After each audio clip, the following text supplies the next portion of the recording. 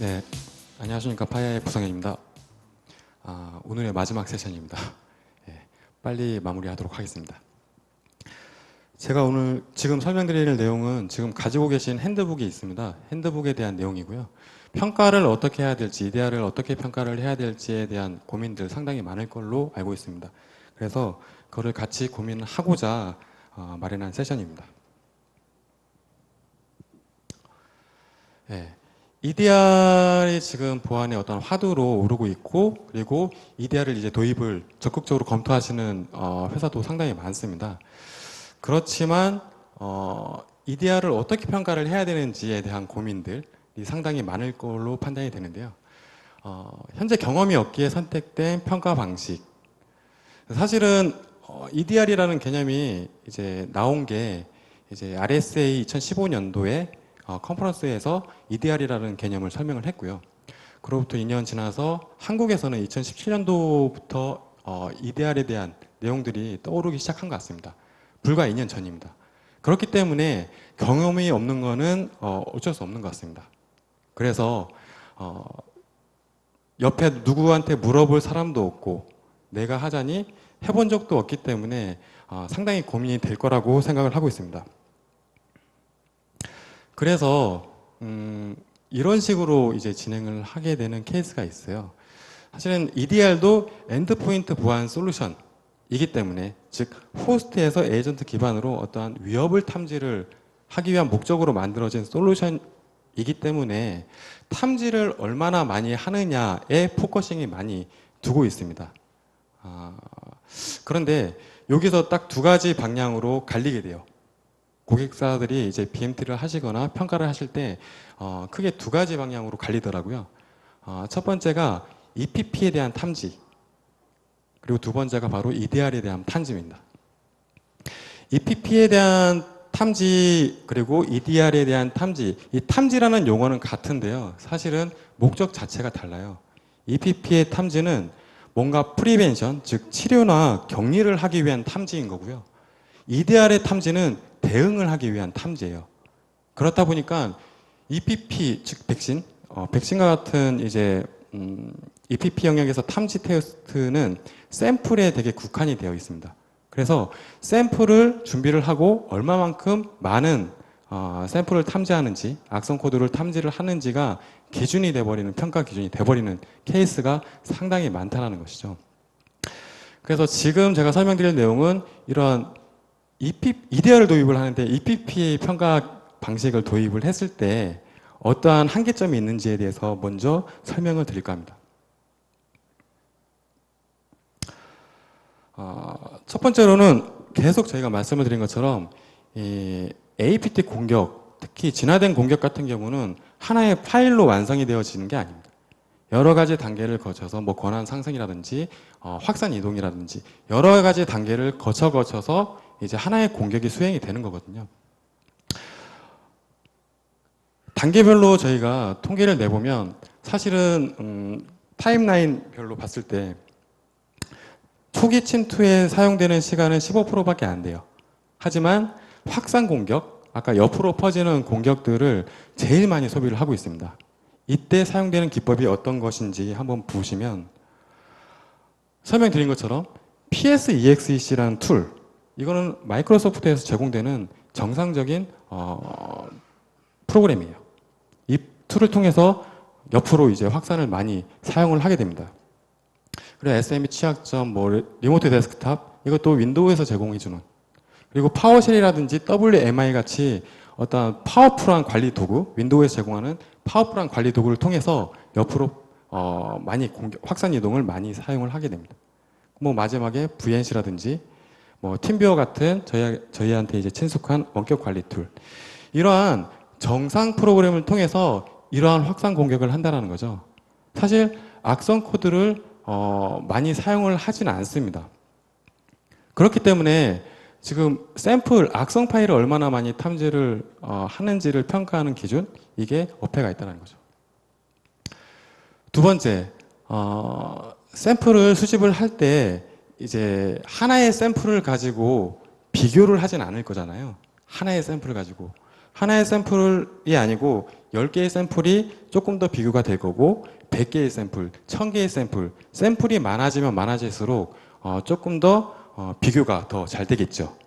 근데 샘플의 수가 많아지면 많아질수록 샘플의 정합성을 확인하기가 힘듭니다.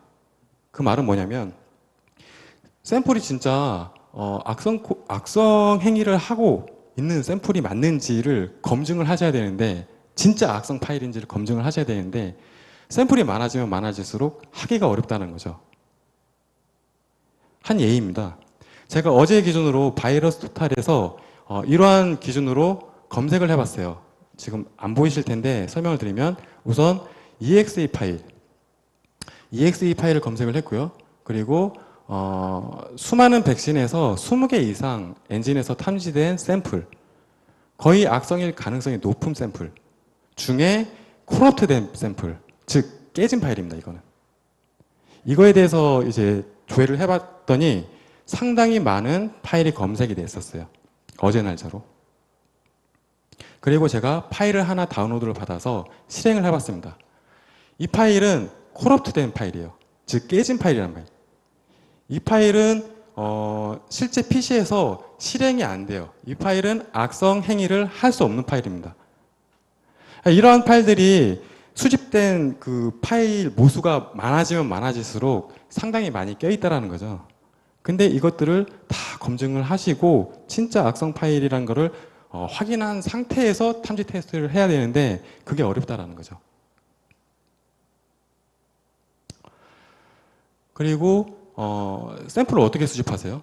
보통 이제 오픈되어 있는 어떤 바이러스 토탈이라든지 이런 공유 포털에서 파일을 받기도 하지만 뭐 벤더에서 제공해주는 파일 또는 자체적으로 이제 수집한 파일들이 있을 거예요.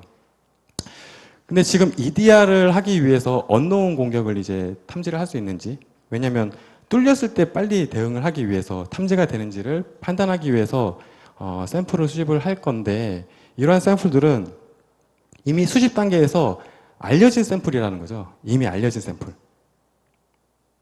EDR의 목적은 이게 아니지 않습니까? 알려진 샘플을 얼마나 많이 탐지하느냐가 아니고 뚫렸을 때 얼마나 대응을 하기 위해서 어떠한 탐지를 할 수 있는지를 판단을 하셔야 되는 건데 어폐가 있다는 거죠. 샘플 테스트는. 그리고 샘플 테스트를 했을 때 네 번째 이유는 대응의 관점에서 한번 생각을 해볼 필요가 있을 것 같아요. 대응의 관점. 사실은 EDR의 최종 목적은 대응이죠. 대응을 하기 위한 탐지이고 대응의 의미가 무엇일까? 지금 이 파일에 대해서 이건 악성 파일이에요. 악성 파일에 대해서 제가 조회를 해봤어요. 그래서 수많은 백신에서 상당히 많이 탐지가 됩니다. 즉 얘는 악성 파일이 맞다라고 판단을 했습니다. 하지만 이걸 봤을 때 이 파일이 뭐하는 파일인지 아시겠습니까? 이 파일이 어떤 백신에는 백도어라고 하고 어떤 백신에서는 트로이전이라고 하고 어떤 백신에서는 휴리스틱이라고 명확하게 이 파일이 뭐하는지 모르겠어요. 그러면 대응이 안 되라는 거죠. 사실은 대응을 하기 위해서는 이 파일이 왜 들어왔는지 어떤 유익 경로로 들어왔는지 그리고 누가 왜 나를 타깃으로 공격을 했는지가 판단이 되어야 대응이 된다는 실질적인 대응이 된다는 거죠. 백신에서 탐지된 이 탐지 이벤트 물론 탐지가 됐기 때문에 치료, 격리가 됐겠죠. 대응이 됐겠죠. 이거는 단편적인 대응이라는 거죠. 또 들어올 수 있다는 거예요. 사실은 그 PC 앞에 있는 사람이라는 취약점을 이용해서 공격을 하는 거기 때문에 PC의 백신으로 치료가 됐든 아니면 포맷을 했든 뭐 깨끗한 상태로 원복이 되었다고 쳐도 그 PC 앞에 있는 사람의 패턴들이 있지 않습니까? 그러면 결국엔 또 감염이 될 수밖에 없습니다. 그래서 이러한 내용들을 가지고 대응을 할 수 있다? 그거는 의문이라는 거죠. 공격자를 안다라는 거 상당히 중요합니다. 저희가 작년에 그 치매사고 조사팀 맨디언트 팀에서 발표한 엔트렌드 2019에 따르면 2017년도에서부터 2018년도까지 통계를 비교를 해봤어요. 치매사고 비율에 대해서. 그랬더니 저희 한국이 이제 포함된 에이펙 지역에서 가장 많이 타깃형 공격이 계속적으로 들어왔어요. 그 말은 뭐냐면 한 번 타깃이 되면 또 들어와요. 왜냐면 얘가 잘 방어를 못한다는 걸 알고 있기 때문에 또 들어올 가능성이 높다는 거죠. 그래서 공격자를 안다라는 것은 상당히 중요합니다. 아까 제가 전 페이지에서 보여드렸던 그 해시예요. 그 파일이에요. 사실 이 파일은 APT38이라는 북한 공격 그룹 집단에서 사용하는 악성 코드예요. 아까와는 다른 결과죠. 아까는 이제 뭐 백도어라든지 뭐 이런 여러 가지 의미로 얘가 뭐 하는 파일인지 모르겠지만 사실은 얘가 인텔리전스를 결합을 하게 되면 이 파일이 누가 만든 파일. 그러면 이 누가라는 거가 이제 판단이 되면 얘의 어떤 공격 패턴이라든지 얘가 취득하고자 하는 목적이 무엇인지가 알게 되고 그에 따른 진짜 실질적인 대응이 가능하다라는 거죠. 근데 샘플 테스트는 이런 걸 확인할 수 있는 방법론이 아니라는 겁니다. 그럼 앞으로 어떻게 그러면 EDR을 평가를 해야 될까요? 원론적인 내용 먼저 설명을 드리도록 하겠습니다. EDR의 목표. EDR은 Endpoint Detection and Response예요. 즉 단어에 다 나와 있지 않습니까? 탐지와 대응입니다. 탐지와 대응. 근데 그렇기 때문에 상당히 많은 기능들이 들어갈 수밖에 없어요. 그렇다고 하면 사실은 탐지와 대응 테스트 이전에 안정성 테스트까지 같이 해야 된다는 겁니다. 그래서 안정성 테스트 평가와 기능 테스트 평가를 나눴고요.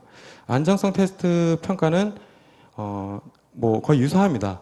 다양한 OS 환경에 대한 융합이 얼마나 잘 되는지, 기존에 도입된 엔드포인트 솔루션과의 융합이 얼마나 잘 되는지, 그리고 지원 조직에 대한 평가가 있겠죠. 기능 테스트 평가입니다. 아까 샘플 테스트는 여러 가지 이제 EDR의 목적에 맞지 않은 이제 평가 방식이라고 제가 말씀을 드렸는데, 그럼 어떻게 평가를 해야 되는지 말씀을 드리면, 저희가 처음부터 제가 공격 시나리오를 보여드린 것처럼 사실은 공격 그룹이 사용하는 공격 프레임 워크대로 단계별로 이런 식으로 공격을 해보고 그에 따라서 얼마나 탐지가 되고 그 탐지된 내용을 가지고 얼마만큼의 대응을 할 수 있는지를 평가를 하시는 게 상당히 중요할 것 같습니다. 뭐 안정성 테스트는 아까 SJ 쪽에서 설명을 너무 잘 해주셔가지고 다 설명은 드릴 건 아니고요. 한 가지 중요한 거는 에이전트 방식이기 때문에 에이전트가 실질적으로 퓨어한 에이전트, 그러니까 이 에이전트가 설치가 됐을 때 기존 OS 환경과 기존 보안 솔루션과 잘 융합이 되는지, 사실은 처음부터 100% 융합되는 엔드포인트 솔루션은 아마 경험해 보셨을 것 같아요. 없습니다. 제가 아시는 보안 담당자분들은 얘기를 하세요. 전사 배포를 했을 때 60%, 70%만 배포가 완료가 되어도 이거는 성공적이다. 그만큼 퓨어한 에이전트가 제대로 융합되는 것은 없습니다. 제가 여기서 안정성 테스트에 대한 평가를 얘기를 하고자 하는 것은 뭐냐면요. 에이전트가 융합이 잘 될 수 있도록, 고객 환경에 융합이 잘 될 수 있도록 지원해 줄 수 있는 조직에 대한 평가입니다. 그래서 지원하는 조직이 있는지, 그리고 지원하는 조직이 실제로 엔드포인트에 대한 경험이 많은지, 그리고 장애가 발생했을 때 빨리 조치가 가능한 능력을 가지고 있는지, 그리고 뭐 바로바로 이제 물어볼 수 있는 채널들이 형성이 되어 있는지. 아까 고객 패널 얘기 때도 말씀드렸지만 벤더사가 국내 있고 없고가 상당히 중요한 평가 요소거든요. 그래서 국내 벤더의 지원이 가능한지, 이런 것들을 이제 안전성 테스트에서 평가를 하시라는 거고요. 이제 탐지와 대응, EDR 기능 평가입니다. 기능 평가를 위해서 공격 프레임워크를 채택을 하라고 제가 말씀을 드렸습니다. 샘플이 아니고요. 지금 되게 다들 유명한 툴입니다. 그래서 마이트 어택에서 어택 프레임워크를 제공을 해드렸고요. 그래서 현존하고 있는 대부분의 유명한 공격 그룹이 사용하고 있는 어떠한 기법들을 얘네들이 다 정의를 해놨어요. 그래서 이거를 쭉 시뮬레이션 할 수 있습니다. 두 번째, 파워쉘 엠파이어라는 오픈되어 있는 툴, 그리고 저희한테 너무나 유명한 메타스플로잇이나 칼리 같은 이러한 툴들 통해서 공격 시나리오 베이스로 평가를 하시라는 거죠. 한번 시뮬레이션을 해보라는 거죠.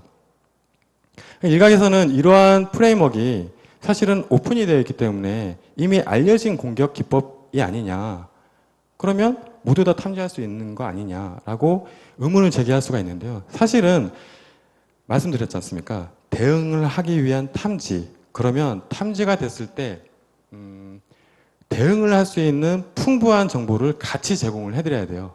그냥 일반적인 탐지가 아니에요. 그래서 알려진 프레임워크를 사용하셔도 상관없다랍니다. 대신에 탐지를 했을 때 어떠한 내용들이 제공이 되어지는지를 비교 분석을 하라는 거죠.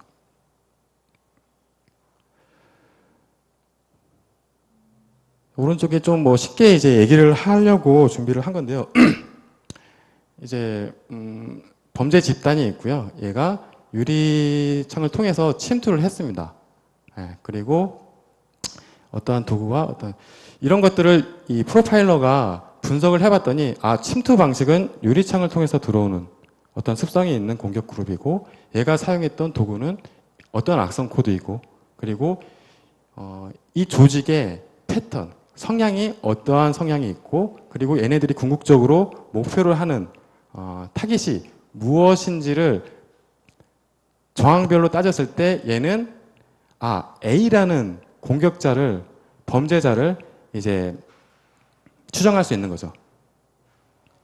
그러면 누가 공격을 했는지, 그리고 얘네가 어떤 식으로 공격을 하고 있는지를 알게 된다면 대응의 관점이 달라진다라는 얘기예요. 뭐 다시 들어올 수 있는 가능성이 아까 높다라고 했잖아요. 재차 공격이 들어올 수 있는데 또 들어오지 못하도록 지금 창문에 어떤 허점이 있구나. 그럼 창문 보완을 해야겠다. 그리고 목표물은 지금은 책상에 그냥 두었는데 이거를 가지고 가려고 하는 그룹이구나. 그러면 이 목표물을 조금 더 안전하게 뭐 금고 같은 데다가 이제 보관을 해야지라는 실질적인 대응이 가능하다라는 거죠. 그랬을 때 탐지는 어떠한 방식으로 탐지를 했는지, 탐지 시에 풍부한 정보를 제공을 하는지가 평가 요소 중에 하나가 될 것 같습니다. 그리고 탐지한 이벤트를 가지고 현재 공격이 확산 공격인지 아니면 초기 침투인지를 확인할 수 있는지를 비교하는 거, 그리고 탐지된 내용을 전반적으로 봤을 때 공격 시나리오를 재생산할 수 있는지, 이거를 해야 2차, 3차 공격에 대한 대비가 되기 때문입니다. 그냥 탐지가 아니고요. 이러한 정보를 제공을 해서 대응을 할 수 있는 탐지를 얘기를 하는 겁니다. 그리고 대응에 대한 기능 테스트. 대응을 하기 위해서는 사실은 분석이 필요합니다. 그래서 분석을 얼마만큼의 뎁스 있는 기능을 제공을 하는지가 아마 비교 관점이 될 것 같습니다. 그러니까 패널 토의에서 김진국 대표님이 말씀하신 것처럼 OS에서 제공하는 아티팩트들이 상당히 포렌식 관점에서 상당히 중요한 정보들입니다. 그래서 그 로우 데이터를 기반으로 쭉 펼쳐봤을 때 탐지가 이제 구간별로 됐겠죠. 그러면 사실은 탐지된 내용 이전에 얘가 어떤 식으로 들어왔는지, 사실은 이메일을 통해서 들어왔다는 것 자체는 탐지의 대상은 아니죠. 일반적인 방식이기 때문에. 하지만 악성 코드가 들어왔습니다. 근데 얘가 메일을 통해서 들어왔다는 것을 알 수 있으려면 윈도우에서 제공해주는 아티팩트들을 상당히 많은 아티팩트들을 최대한 많이 끌어낼 수 있는 기능이 제공이 되어 있는지, 그래야 분석이 가능하기 때문에요. 그래서 이러한 내용들을 봤을 때 분석이 되고, 그리고 전사 피해 범위에 대한 확인이 가능한지, 사실은 제가 지금 A라는 호스트를 딥하게 분석이 가능하지만 사실은 얘로 인해서 피해가 얼마만큼 번졌는지를 확인하지 못한다면 대응이 아니죠. 그래서 얼마만큼 전사에 있는 PC들을 대상으로 얼마만큼 감염이 되어 있는지, 그런 것들을 확인할 수 있는 기능들이 제공이 되어 있는지, 그리고 전사를 확인할 수 있는 요소들이 뭐 단순하게 파일뿐만 아니고 어떠한 항목들을 전수 검사할 수 있는지 그런 것도 평가 요소 중 하나가 될 수 있을 것 같습니다. 최종적으로 A라는 호스트 그리고 관련되어서 전사 호스트 검색을 했을 때 나오는 B, C, D 이런 것들을 실시간으로 확산을 막을 수 있도록 실시간으로 격리가 되는지 이런 것들도 이제 대응 관점에서 평가 요소가 될 수 있을 것 같습니다. 그래서 처음에 말씀드린 샘플 테스트 방식으로 평가하는 방식들은 한계가 있어요. 근데 공격 프레임워크를 기반을 해서 평가를 하게 되면 이건 예시인데 진정한 EDR을 평가할 수 있는 항목들이 나올 수 있을 것 같습니다. 그래서 공격 단계를 확인 가능한지 그리고 공격 방식과 공격 그룹을 탐지해낼 수 있는지 그 탐지된 내용을 가지고 얼마나 딥하게 분석을 할 수 있는지 그에 따라서 대응이 가능한지가 단순 샘플로는 나올 수 없는 그런 항목들이에요. 그래서 공격 프레임워크에 기반한 평가를 하게 되면 뭐 이건 예시지만 이러한 유의 평가 방식이 이제 나올 수 있다는 거죠.